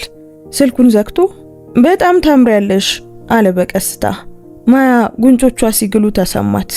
ልብሱ ብቻ ነው ጁሊያን በቁርጠኝነት ተናገረ። አይ ልብሱ ብቻ አይደለም። ሰዓቱ ሄደ። በአየር ላይ የሆነ ነገር ተለወጠ። ሳራ ጉሮሯን አጸዳች። መሄድ አለብን። ወላጆች እንዲጠብቁ አይፈልጉም። ወደ ሮስ ቤተሰብ ግቢ የሚደረገው ጉዞ 25 ደቂቃ ወሰደ። ባክሄድን ለቀው ቤቶቹ ወደ ትክክለኛ በሮችና ኪሎሜትሮችን የሚረዝሙ የግል መንገዶች ወደሚገኙበት ወደ ሰሜን ምስራቅ አቀኑ። አሊያ ፊቷን መስኮቱ ላይ ለጠፈች። እማዬ ወደ ቤተ መንግስት እየሄድን ነው እንዴ? አዎ እንደዛ ያለ ነገር ነው ልጄ። መኪናው ደህንነቱ የተጠበቀውን ቤት ትንሽ ወደሚያስመስል ትልቅ ግቢ ገባ። ዘመናዊ ቢሆንም ሞቅ ያለ ነበር። ብዙ መስታወትና እንጨት፣ በሚያምር ሁኔታ የተስተካከሉ አትክልቶች፣ በመግቢያው መንገድ ላይ የሚገኝ የውሃ ምንጭ። እዚህ ነው ያደግከው? ማያ ጁሊያንን ጠየቀችው። አዎ አለ። ልክ እንደማፈር ብሎ። የ10 ዓመት ልጅ እያለው ነው ወላጆቼ የገነቡት። ከዚያ በፊት በዲኬተር ውስጥ በተራ ቤት ውስጥ እንኖር ነበር። በዲኬተር ውስጥ ተራ ቤት። ትክክል። ምክንያቱም አሁን ያለው ተራው ይሄ ስለሆነ ነው። ከወረዱ በኋላ የፊተኛው በር ተከፈተ። አንዲት ሴት ወጣች። ማያ ወዲያውኑ የጁሊያን እናት መሆኗን አወቀች። ሞቅ ያሉና ጥልቅ አይኖች እና ንጹህ ፈገግታ ነበራት። የሚያምር ሱሪና የሐር ሸሚዝ ለብሳለች። ተፈጥሯዊ ጸጉሯ በሚያምር የብር ቀለም አፍሮ ተሰርቷል። ጁሊያን ብላ ተጣራች፣ ደረጃዎቹን እየወረደች። ጁሊያን በመንገዱ ላይ ያገኛት። ፊቱን በእጆቿ ይዛ ልክ እንደ ሕፃን ልጅ መረመረችው። እስኪ ልጄ፣ ለመሆኑ እየበላህ ነው? እንቅልፍስ እየተኛህ ነው? ሳራ ዶክተሩ እንደፈቀደልን ነግራኛለች። ነገር ግን የቤተሰባችን ዶክተር እንደገና እንዲያይ እፈልጋለሁ። እማዬ ደህና ነኝ፣ ጁሊያን መለሰ፣ ግን ፈገግ እያለ ነበር። አይ ደህና አይደለህም፣ አደጋ ደርሶብሃል። አንድ ሰው ድምጿ ተሰበረ። አንድ ሰው በበሩ ላይ ታየ። ረጅም የተከበረ ግራጫ ጸጉር ያለውና ክብርን የሚይዝ ግርማ ሞገስ ያለው ሃሮልድ ሮስ ደረጃዎቹን በሚገባ ቁጥጥር እየወረደ መጣ። ነገር ግን ጁሊያን ጋር ሲደርስ ያ ቁጥጥር ፈረሰ። ልጁን አጥብቆ አቀፈው። ዳግመኛ እንዲህ እንዳታስደነግጠን አለው። ድምፁ በስሜት ጎርንኖ ነበር። እሞክራለሁ አባዬ። ጁሊያን አባቱን መልሶ አቀፈው። በድንገት ግን አመመው። እጁ ወደ ግንባሩ ሄደ። ጁሊያን፣ ሃሮልድ በጭንቀት ጠየቀ። ደህና ነኝ፣ ዝም ብሎ ራስ ምታት ብቻ ነው። ማያ ግን ፊቱ ላይ የሆነ ነገር ሲመላለስ አየች። ግራ መጋባት፣ ማስታወስ፣ ልክ አይምሮ ውስጥ ያለ በር በትንሹ እንደተከፈተ ያህል። ካትሪን ሮዝ ከዚያም ዞር ብላ ማያ ከአሊያ ጋር ከመኪናው አጠገብ በማፈር ቆማ አየቻት። ሙሉ ፊቷ በስሜት ተለወጠ። በቀጥታ ወደ ማያ መታ ሁለቱንም እጆቿን ያዘች። እሷ ናት አይደል? ካትሪን እጆቿ እየተንቀጠቀጡ ተናገረች። ልጄን ያዳነችው ሴት። አይ እኔ ዝም ብዬ ብቻ ረዳሁት። ካትሪን አይኖቿ በእንባ ተሞልተው በቁርጠኝነት መለሰች። ህይወቱን አድነሻል። ሳራ ሁሉንም ነገር ነግራኛለች። የመጨረሻ ገንዘብሽን እንዴት ለሱ እንደተጠቀምሽ፣ ስራሽን እንዳጣሽ፣ ሌላ የሚሄድበት በሌለበት ጊዜ እንዴት ልጄን እንደተንከባከብሹ ነግራኛለች። ድምጿ ተሰባበረ። ልጄን ስለመለስሽልኝ እንዴት ነው የማመሰግንሽ? ማያ የራሷ አይኖች ሲለበልቧት ተሰማት። አይ ማመስገን አያስፈልግም። ሃሮልድ ተቀላቀላቸው። እጁን ዘረጋ። ማያ ጨበጠችው። አያያዙ ጠንካራና ሞቅ ያለ ነበር። ወይዘሮ ቶምፕሰን ባለዳዎች ነን። እባክዎ ማያ ይበሉኝ እና ባለዳ አይደላችሁም። ማንኛውም ሰው የሚያደርገውን ነው ያደረኩት። አይ ያ አይደለም፣ ሃሮልድ መለሰ። ግን ያንን ማመንሽ ስለ ስብዕናሽ ይናገራል። ካትሪን አሊያ ከማያ ጀርባ አጮልቃ ስትመለከት አስተዋለች። እና ይህች ቆንጅዬ ልጅ ማናት? አሊያ ደረጃ ድረስ ተንበርክካ ጠየቀች። አሊያ ነኝ፣ ትንሿ ልጅ በፍርሃት መለሰች። 5 ዓመቴ ነው። ኦ ያ በጣም ደስ የሚል እድሜ ነው። ኩኪ ትወጃለሽ ማለት ነው አሊያ አይደል? የአሊያ አይኖች ተለቁ። አሁንም እቤት ጥሩ ነው፣ ምክንያቱም ዛሬ ጧት የቸኮሌት ኩኪዎችን ሰርቻለሁ እና ጥሩ መሆናቸውን የሚነግረኝ ሰው ፈልጋለሁ። ልትረጂኝ ትችያለሽ? አሊያ ማያን አየቻት። ማያ አንገቷን ነቀነቀች። አሊያ የካትሪንን እጅ ያዘችና ወዲያውኑ ተግባቡ። ሃሮልድ ፈገግ አለ። ካትሪን ከልጆች ጋር የመግባባት ተሰጥኦ አላት። ወደ ውስጥ እንግባባ ክሽ።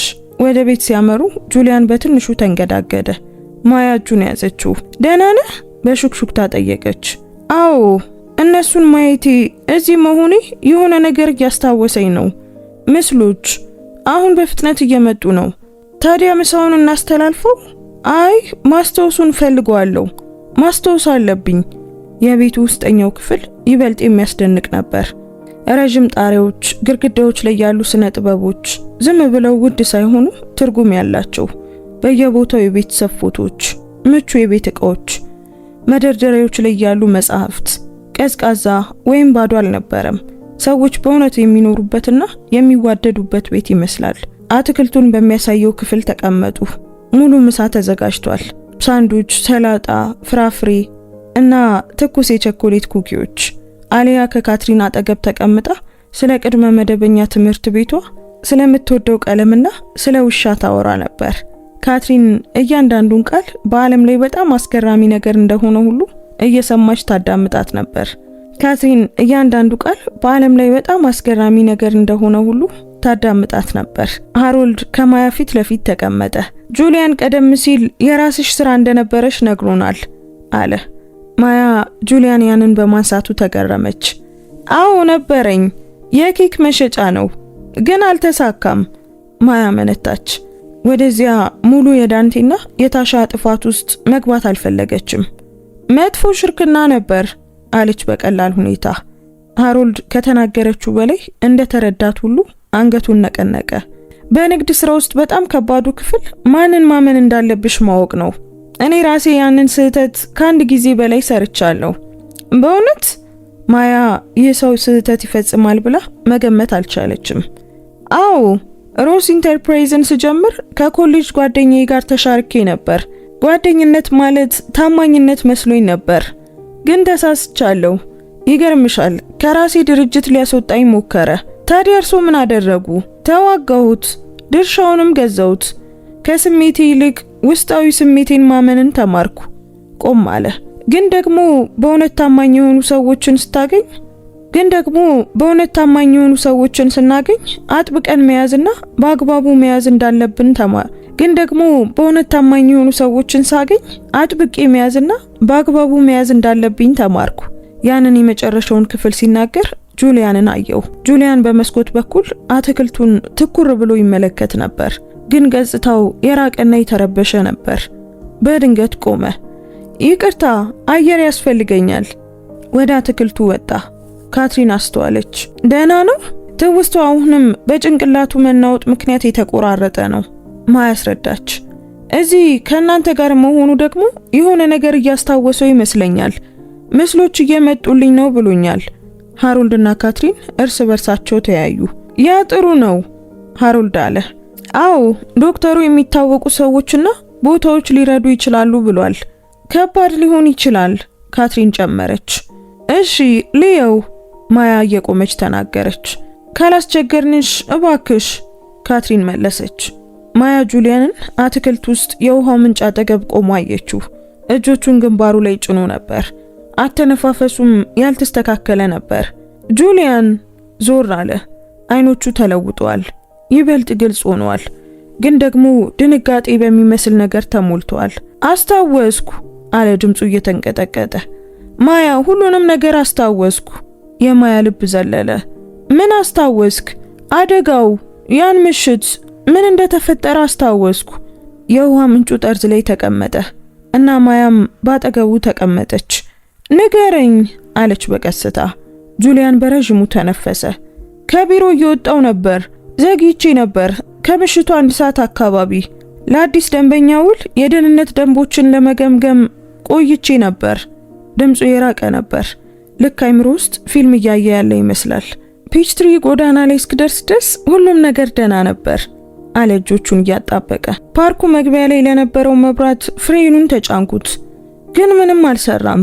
የአደጋ ጊዜ ፍሬኑን ሞከርኩ፣ እሱም አልሰራም። መኪናው በራሱ ፍጥነቱን ጨመረ። ማያ በድንጋጤ ትንፋሿን ዋጠች። መሪው ደነዘዘ። ሰዎችን ላለመግጨት ሞከርኩኝ፣ ከዚያም ዛፉን መታሁት። አንቺ ሶፋ ላይ እስክነቃ ድረስ ሁሉም ነገር ጨለመብኝ። ማያ የቀዘቀዘ እጁን ያዘች። ጁሊያን፣ ያ አደጋ አልነበረም። አዎ ግድያ ነበር ጁሊያን በግልጽ ተናገረ። አንድ ሰው ሊገድለኝ ሞክሯል። አሁኑኑ ይሄንን ለወላጆችና ለሳራ መንገር አለብህ ማያ ጥብቃ ተናገረች። ወደ ውስጥ ገቡ። ሃሮልድና ካትሪን ወዲያውኑ የሁኔታውን ለውጥ ተረዱ። ሁሉንም ነገር አስታውሳለሁ ጁሊያን ነገራቸው። ዝርዝሩን ሲደግም የሃሮልድ ፊት ጠቆረ። ካትሪን መንቀጥቀጥ ጀመረች። ሳራ አስቀድማ በኮምፒውተሯ እየጻፈች ነበር። የጥገና መብራቱ ስትል ገለጸች። መካኒኩን ማን ጠቆመ? ጁሊያን አይኖቹን ጨፈነ። ቪክቶሪያ የሷን ሰው እንድጠቀም አጥብቃ ነገረችኝ። ከዚያም ምቹ እንዲሆንላት ቢሮ ጋራዥ ውስጥ እንዲያገኘኝ ሐሳብ አቀረበች። ይህ የሆነው ከአደጋው ከ2 ቀን በፊት ነበር ጁሊያን ጨመረ። መብራቱ ጠፍቷል፣ ሁሉም ነገር ደህና ነው የሚል መልእክት ላከች። የሳራ ጣቶች ታብሌቷ ላይ በፍጥነት ይሮጡ ነበር። አሁን የጋራዡን የደህንነት ካሜራ ምስል እያወጣው ነው። ሃሮልድ ክፍል ውስጥ ወዲያና ወዲህ ይል ነበር። ቪክቶሪያ ብላክውድ ይሄን ያደረገችው እጮኝነቱን ስላቋረጠ ነው። ሳራ ምስሉን ወደ ቴሌቪዥኑ አስተላለፈች። ዩኒፎርም የለበሰ ሰው ወደ ጁሊያን መኪና ቀርቦ ከመጥፋቱ በፊት ለ20 ደቂቃ ያህል የመኪናውን ፊት ከፍቶ ሲሰራ ታየ። አቅርበሽ ይው ጁሊያን አዘዘ። ምስሉ ግልጽ ሆነ። አላውቀውም ጁሊያን ተናገረ። ሳራ የፊት መለያ ቴክኖሎጂውን አስኬደች። ከ30 ሰከንድ በኋላ አንድ መግለጫ ታየ። ማርቲን ሼፐርድ ለብላክውድ ፋርማሲውቲካልስ የኮንትራት ስራዎችን ሰርቷል። ከዚያም ክፍሉ ዝምታ ነገሰበት። ካትሪን ፊቷ ነጣ። በእውነት ልትገድል ሞክራለች። የሃሮልድ የህግ አይምሮ ስራ ጀመረ። ከኩባንያው ጋር ካለው ግንኙነት በላይ እንፈልጋለን። የክፍያ መዝገቦችን፣ ከቪክቶሪያ ጋር ቀጥተኛ ግንኙነት የሚፈጥር ነገር እንፈልጋለን። ሳራ በቁርጠኝነት አንገቷን ነቀነቀች። እዚያ ካለ አገኘዋለሁ። ማያ ንግግሯን ቀጠለች። አፓርታማዬን የሚጠባበቁት ሰዎች እሷ ነበረች ማለት ነው? ምናልባት ሳራ መለሰች። ጁሊያን ስለተረፈ አንቺ ለሷ ስጋት ሆንሽ። ምን እንደሚያስታውስ ማወቅ ትፈልጋለች። ማያ የማቅለሽለሽ ስሜት ተሰማት። እሷና አሊያ ሳያውቁት በእውነተኛ አደጋ ውስጥ ነበሩ። ዛሬውኑ እንድትታሰር እፈልጋለሁ ካትሪን ጠየቀች። ሃሮልድ ግን ጭንቅላቱን ነቀነቀ። የማይናወጥ ማስረጃ ያስፈልጋል፣ አለበለዚያ ጠበቆቿ ሁሉንም ነገር ይቆጣጠሩታል። ሳራ በጽናት ቆመች። እሷን ለመቅበር 48 ሰዓት ስጡኝ ባካችሁ። ካትሪን ጥንካሬያቸውን ለመጠበቅ እንዲመገቡ አጥብቃ ተናገረች። በክፍል ውስጥ አሊያ ያለባትን አደጋ ሳታውቅ በደስታ ኩኪዎችን ትበላለች። የማያ ሆድ ተረብሾ ነበር። በአንድ ሰዓት ውስጥ ሁሉም ነገር ተለወጠ። ጁሊያን መረጋጋት ፈልጎ ወደ እሷ ተጠግቶ ተቀመጠ። ምን ይሰማሃል? ማያ በሹክሹክታ ጠየቀችው። ቁጣ፣ እፎይታ፣ ሽብር በማለት አመነ። ያን ቀን ባታቆሚ ኖሮ አሁን ምናልባትም ሞቼ ይሆን ነበር። ህይወቴን አዳንሽልኝ ማያ። ሁሉንም ነገር ላንቺ ከፍላለሁ። ምንም የምትከፍለኝ ነገር የለም ጁሊያን ስትል አጥብቃ ተናገረች። አይ መክፈልማ አለብኝ ሲል መለሰ። ሃሮልድ ጉሮሮን አጸዳ። አንዴ ክስ ከመሰረትን የሚዲያ ግርግር ይነሳል። ጋዜጠኞች ረፍት አይሰጡም። ይህም ማለት የማያ ስምም ይወጣል ማለት ነው። የማያ ደረት ተወጠረ። እኔ በዜና ላይ መታየት አልፈልግም። ልንጠብቅሽ እንሞክራለን ሃሮልድ መለሰላት። ግን ራስሽን አዘጋጂ። ሳራ ታሪኩን ለመቆጣጠር የህዝብ ግንኙነት መግለጫ እንዲሰጥ ሐሳብ አቀረበች። አይ ማያ በጽናት ተናገረች። ለማያውቁት ሰዎች ታሪኬን የመናገር ግዴታ የለብኝም። ሃሮልድ በአክብሮት አንገቱን ነቀነቀ። ከዚህ ጉዳይ ውጪ እንድትሆኚ የተቻለንን ሁሉ እናደርጋለን። ካትሪን ስለ ማያ የኬክ ስራዎች ህልሞች ሲጠይቃት ድባቡ ተለወጠ።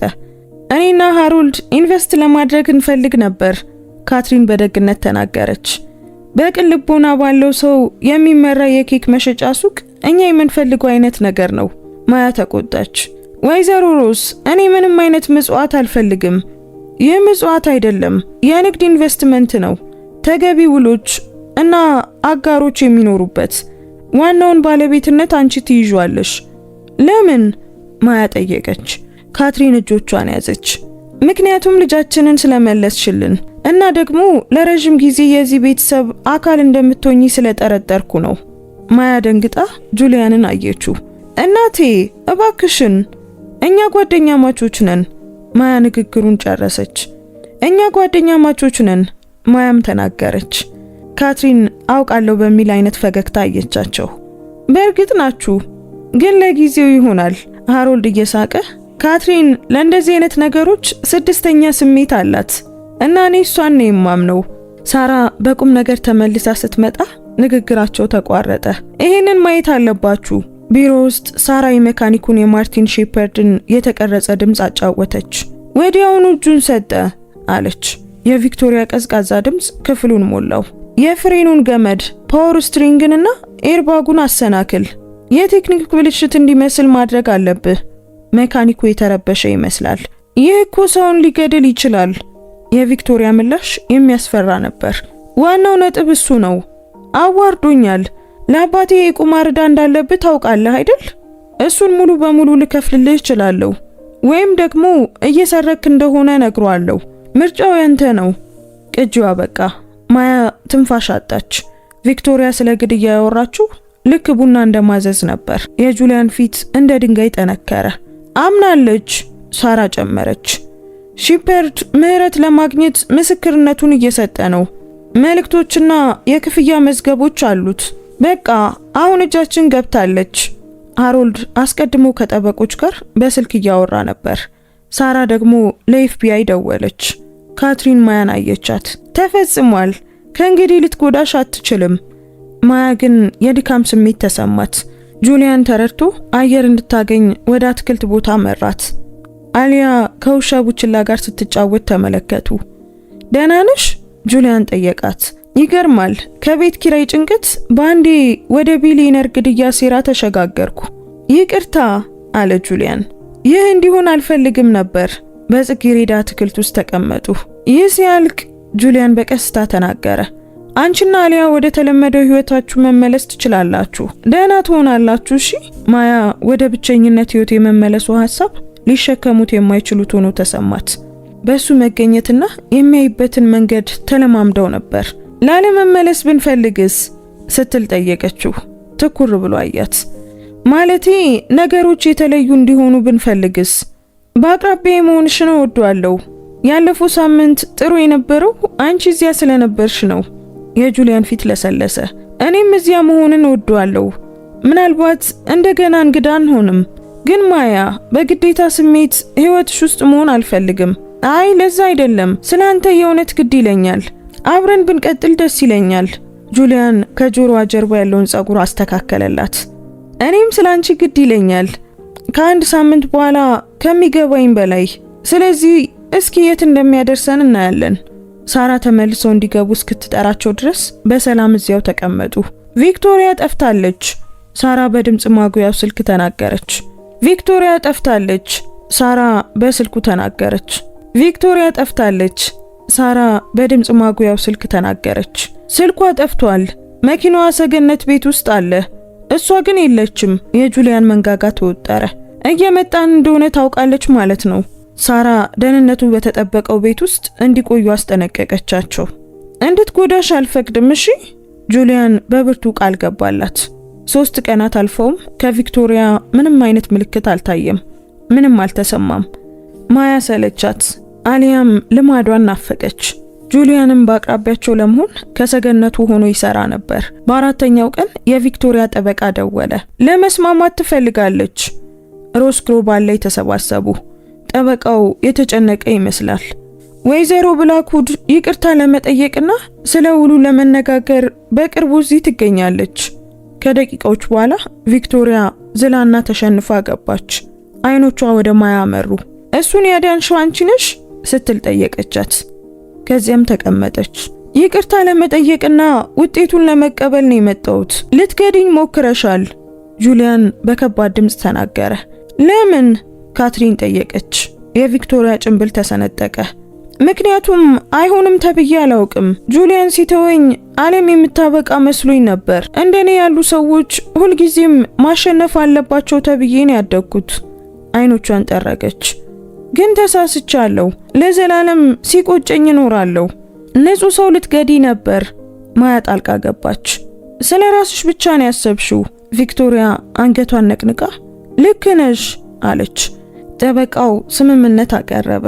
ሙሉ ካሳና ለ15 ዓመት የእስር ቅጣትን በመቀበል ከ10 ዓመት በኋላ በይቅርታ ለመውጣት።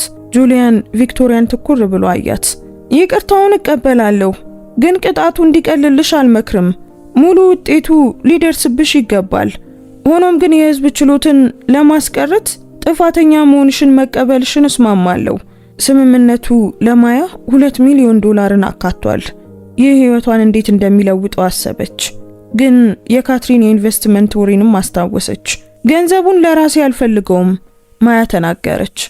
ለብቸኛ እናቶች የትምህርት እድገት ፈንድ ውስጥ አድርጉት። $2 ሚሊዮን እየሰጠሽ እኮ ነው። ቪክቶሪያ በመገረም ጠየቀች። ሁለተኛ እድል ለሚያስፈልጋቸው ሰዎች ኢንቨስት እያደረኩ ነው ማያ መለሰች። ሁሉም ሰው ሁለተኛ እድል ይገባዋል፣ አንቺም ጭምር። የተሻለ ሰው እንደምትሆኚ ተስፋ አደርጋለሁ። ቪክቶሪያ ማልቀስ ጀመረች። አንቺ የተሻልሽ ሰው ነሽ። እዚያው ተያዘች። የጫማዋ ድምጽ ለመጨረሻ ጊዜ እየራቀ ሄደ። ሃሮልድ ወደ ማያ ዞረ። ያ በጣም የሚገርም ቸርነት ነበር። ካትሪን አቀፈቻት። የሁለተኛ እድሎች ፋውንዴሽን ፍጹም ነው።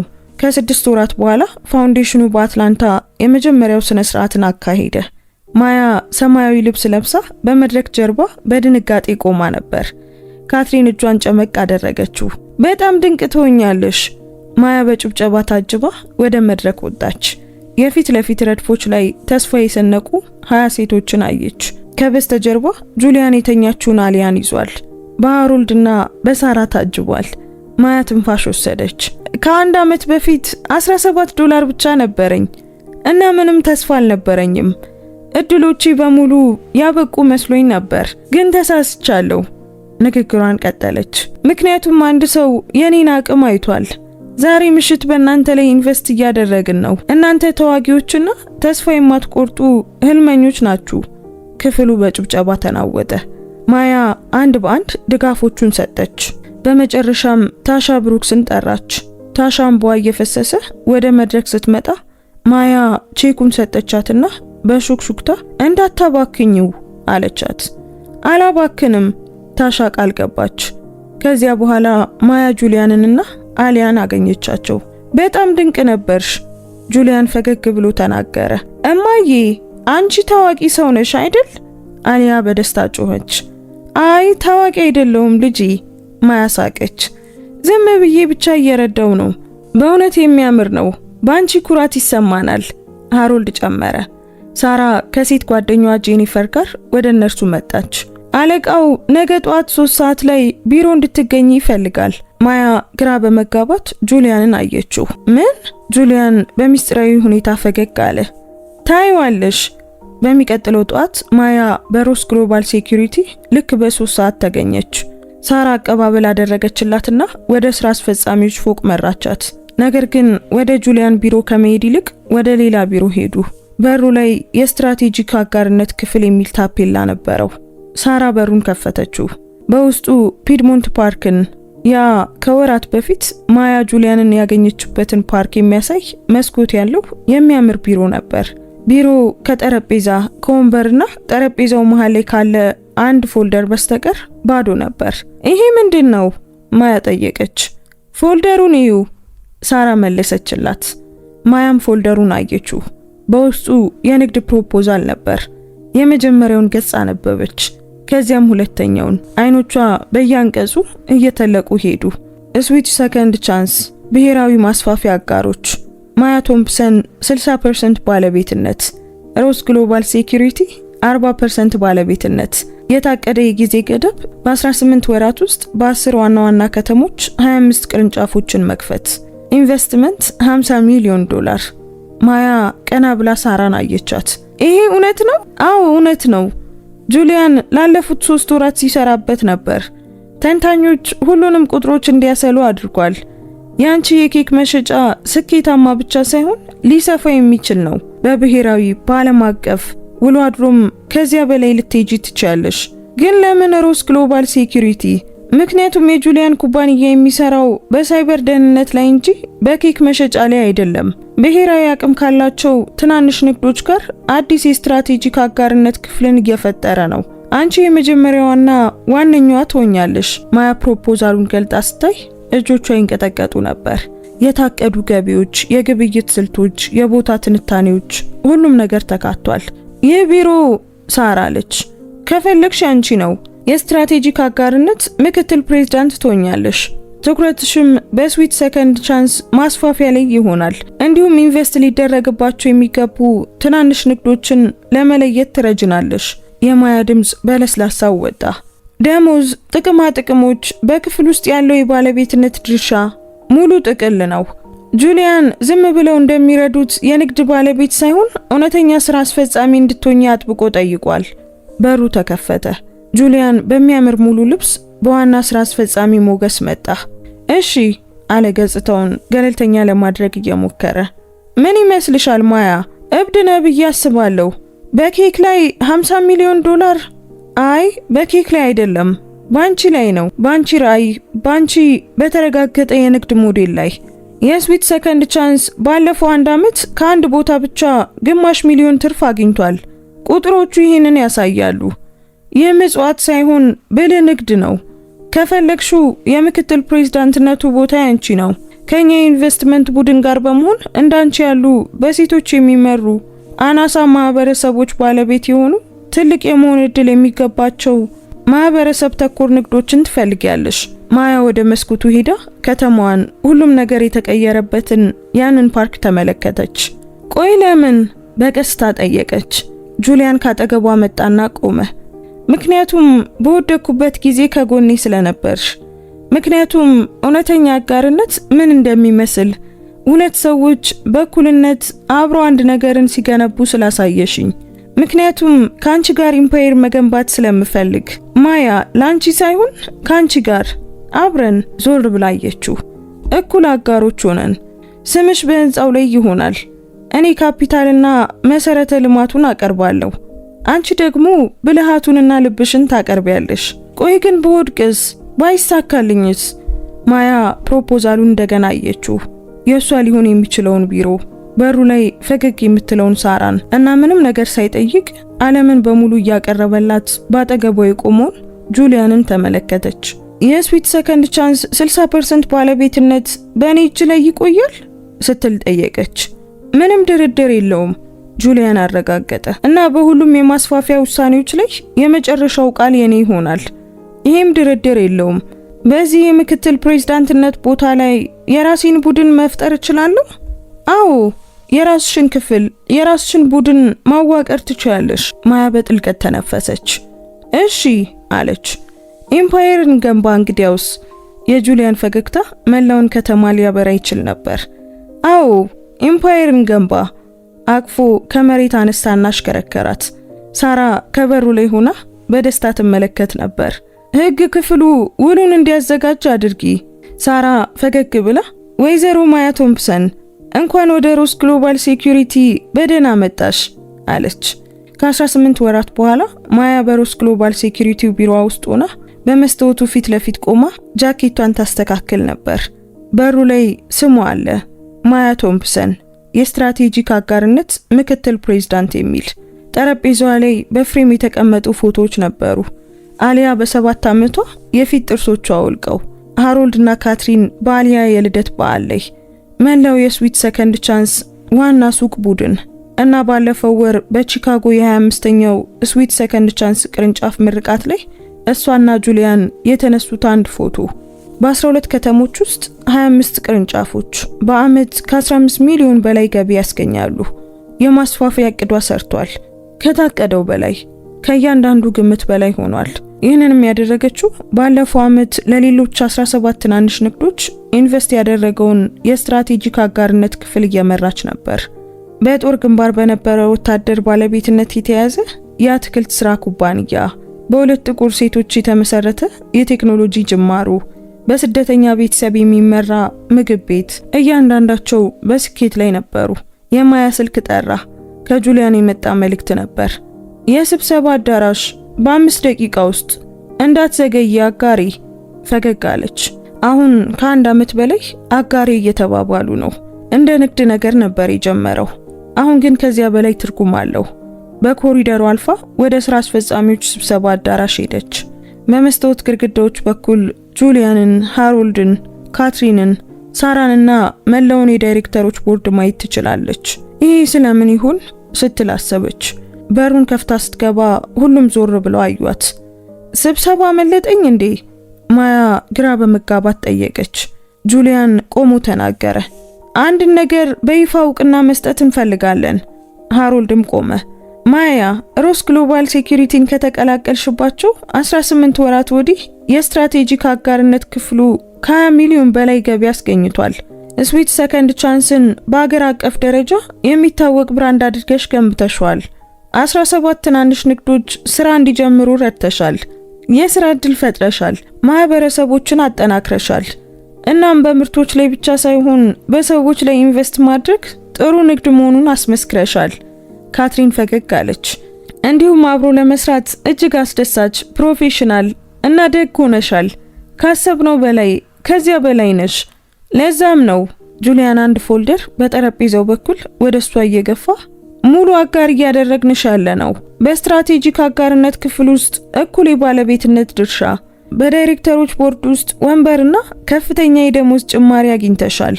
ማያ ፎልደሩን ከፈተችው። ቁጥሮቹ ጭንቅላቷን አዞሩት። ይሄ እኮ በጣም ብዙ ነው። በትክክል የሚገባሽ ነው፣ ሃሮልድ በጽናት መለሰ። ይህንን ክፍል ከምንም ተነስተሽ ነው የገነባሽው፣ ሳራ ጨመረች። እያንዳንዱ የስኬት ታሪክ የመጣው ካንቺ ራዕይ ነው። እናም በዛው ልክ ሊከፈልሽ ይገባል። ማያ ምንም የሌላት ከህልምና ከኬክ አዘገጃጀት በስተቀር ባዶ እጇን የነበረችና ብቸኛ እናት በነበረችበት ጊዜ ያመኑባትንና ቤተሰብ የሆኗትን እነዚህን ሰዎች ተመለከተች። እሺ እቀበላለሁ አለች፣ ድምጿ በስሜት ተዘግቶ። ሁላችሁንም አመሰግናለሁ። ጭብጨባና እቅፍ ተከተለ። ካትሪን በእርግጥ አለቀሰች። ከስብሰባው በኋላ ጁሊያን ማያን ወደ ቢሮ ሸኛት። ምን ተሰማሽ ሲል ጠየቃት። $1 ቢሊዮን በሚያወጣ ኩባንያ ውስጥ አጋር መሆን በጣም ድንቅ ነው፣ ግን አስፈሪም ነው። ለእያንዳንዱ ጥቃቅን ነገር ደክመሽበታል፣ ይገባሻል። ቢሮዋ ደረሱ። ጁሊያን በበሩ መቃን ላይ ተደገፈ። ሌላም ነገር አለኝ አለ ጁሊያን። አሁን ገና እኮ ነው አጋርነትን የሰጠኸኝ። ደግሞ ሌላ ምን ሊኖር ይችላል? ከኪሱ አንድ ትንሽ ሳጥን አወጣ። የማያ ልብ ቆመ። ጁሊያን እንዳሰብሽው አይደለም፣ ወዲያውኑ ተናገረ። ክፈችው። በውስጡ ቁልፍ ነበር። ምንድን ነው? በድሩይድ ሂልስ ያለ የቤት ቁልፍ ነው። 5 መኝታ ክፍሎች፣ ትልቅ የጓሮ ቦታ፣ ጥሩ ትምህርት ቤቶችም በአቅራቢያው አሉት። በስምሽ ቅድመ ክፍያውን ከፍያለሁ። ማያ ቁልፉን ትኩር ብላ አየችው። ቤት ገዝተህልኝ ነው? በቴክኒክ አንቺ ነሽ የገዛሽው። እኔ ብቻ ቅድመ ሁኔታውን ከፈልኩኝ። የቤቱ ዕዳ እዚህ አፓርታማ ከምትከፊው ኪራይ ያነሰ ነው እና አሊያ ደግሞ ተጨማሪ ቦታ ያስፈልጋታል።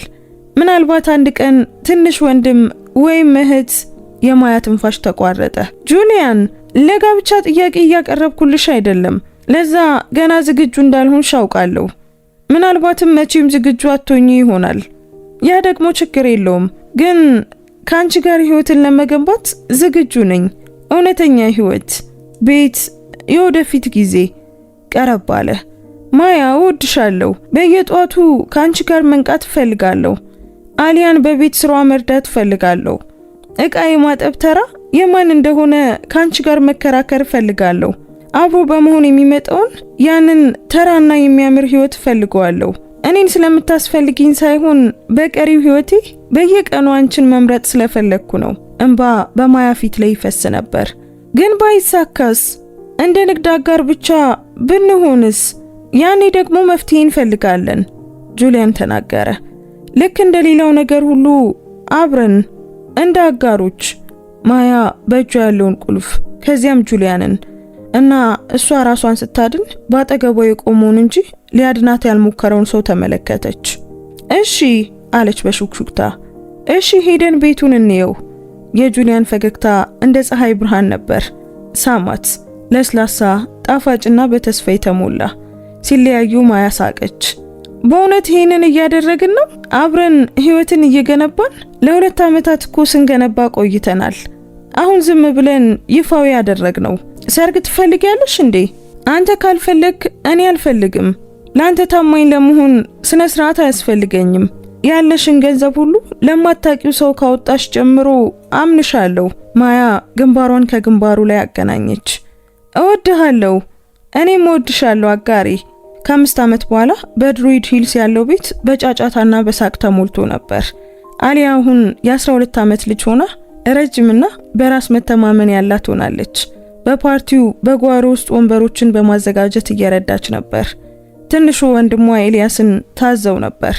የ4 ዓመት ልጅ የሆነውና በጀግንነት የሚሮጠውን ልጅ።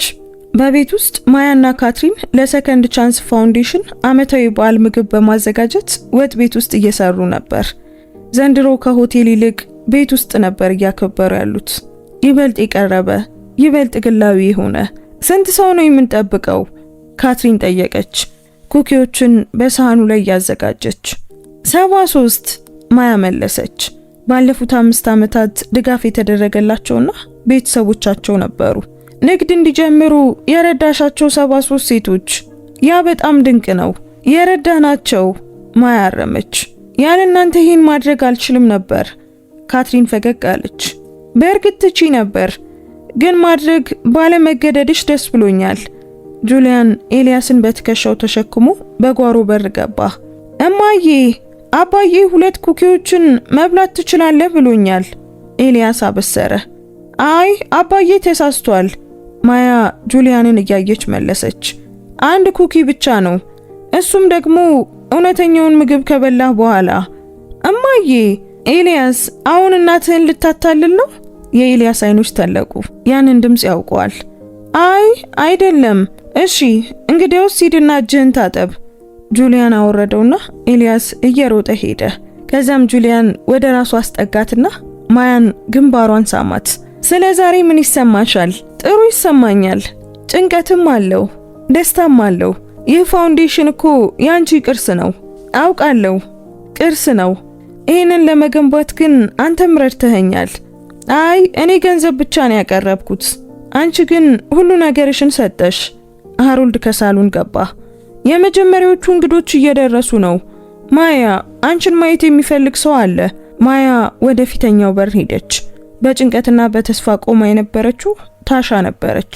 አሁን የተሻለች ጤነኛና በራስ የመተማመን ስሜት ያላት ትመስላለች። የንግድ ልብስ ለብሳ የስጦታ ቦርሳ ይዛለች። ማያ አለች፣ ስለጋበዝሽኝ አመሰግናለሁ። የኮስሞቲክስ መሸጫው እንዴት ነው? በሚቀጥለው ወር በሳቫና 3ኛ ቅርንጫፍ እየከፈትን ነው። ኦ ያ በጣም ድንቅ ነው ታሻ፣ እንኳን ደስ አለሽ። እርስ በርሳቸው ተያዩ። ብዙ ታሪክ፣ ብዙ ስቃይ፣ ግን ደግሞ ፈውስ። ይህንን ቀደም ብዬ እንዳልኩ ታውቃለሁ፣ ታሻ በቀስታ ተናገረች።